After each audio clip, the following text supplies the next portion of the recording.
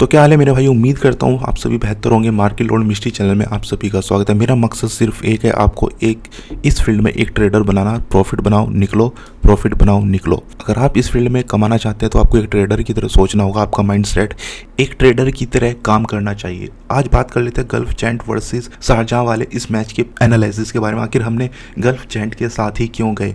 मैंने आपको load provide कराया था और वीडियो के अंदर आपको पहले बता दिया था कि ये चेसिंग ग्राउंड है और 190 से ऊपर के टारगेट अगर होते हैं तो डिफेंड के लिए जाएंगे गल्फ जैंट के साथ। 190 से नीचे का टारगेट है तो हम गल्फ जैंट के साथ चेस पर जाएंगे। यहाँ से हमारी चीज़ क्लियर हुई थी और उसके बाद जब मैंने आपको लोड प्रोवाइड कराया उसमें हमने फर्स्ट ट्रिक अप्लाई की थी। फर्स्ट ट्रिक आपको बता रखी है 3 नंबर का डिफरेंस होना चाहिए। यहाँ पर आपको 3 लाख से भी ज़्यादा का लोड का डिफरेंस देखने को मिला, इसलिए गल्फ जैंट पर गए।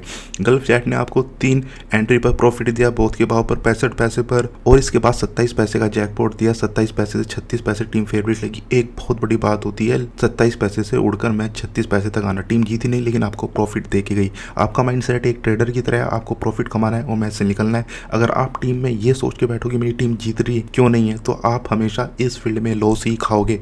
आप कभी भी 1 रुपया नहीं कमा सकते। आपको एक ट्रेडर की तरह सोचना है और आपका माइंडसेट सिर्फ प्रॉफिट पर होना चाहिए। अब बात कर लेते हैं बीपीएल के मुकाबले नंबर 3 के बारे में जो हमारा खेला जा रहा है हॉबर्ट वर्सेस थंडर के बीच। ये मुकाबला आपको काफ़ी शानदार देखने को मिला क्योंकि हॉबर्ट के अपने होम ग्राउंड पर हो रहा है, ओवल पर, और जो यहाँ के आंकड़े हैं वो देखकर आप हैरान हो जाएंगे। तो वीडियो के एंड तक बने रहना। हॉबर्ट ने अपने इस होम ग्राउंड पर टोटल 66 मुकाबले खेले जिसमें इन्हें भाई साहब 40 मुकाबलों में जीत मिली है और 25 में हार का सामना करना पड़ा है और एक नो रिजल्ट रहा था। यानी इनका विनिंग रेशियो इस ग्राउंड पर 61% का है।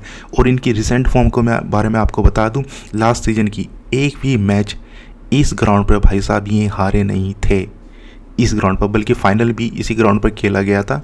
थंडर वर्सेस हॉबर्ट वाला, शायद आपको याद होगा, उसमें हॉबर्ट जीती थी। और अगर बात करें सिडनी थंडर की, इस ग्राउंड पर 15 मुकाबले इन्होंने बीबीएल में खेले हैं और इस ग्राउंड पर 10 मुकाबले हारे हैं और सिर्फ 5 मुकाबले जीते। मतलब कि इन्हें भाई साहब इस ग्राउंड पर खेलना पसंद ही नहीं है।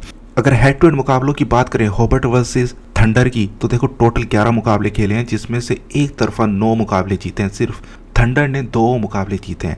विनिंग रेशो हॉबर्ट का इस ग्राउंड पर भाई साहब 82% है थंडर के खिलाफ। हॉबर्ट ने भाई साहब इस ग्राउंड पर अपना गढ़ बना रखा है, एक तरफा कहर बरपा है।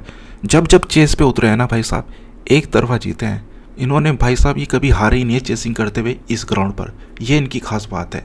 और अगर कल वाले मैच में, यानी कि 16 दिसंबर वाला मैच, आज के मैच में चेस पे उतर जाती है ना हॉबर्ट, भाई साहब चेस पे बैठ यार, हॉबर्ट आपको प्रॉफिट दे के ही जाएगी हर हाल में। अब यहाँ से आपकी सारी चीज़ें स्टेट से क्लियर हुई कि हमें हॉबर्ट के साथ जाना है अगर चेसिंग करती है, क्योंकि जितने भी हमने स्टेट्स देखे हैं, सारे डाटा देखे हैं, वो हॉबर्ट के फेवर में जा रहे हैं। अब बचता है हमारा लोड।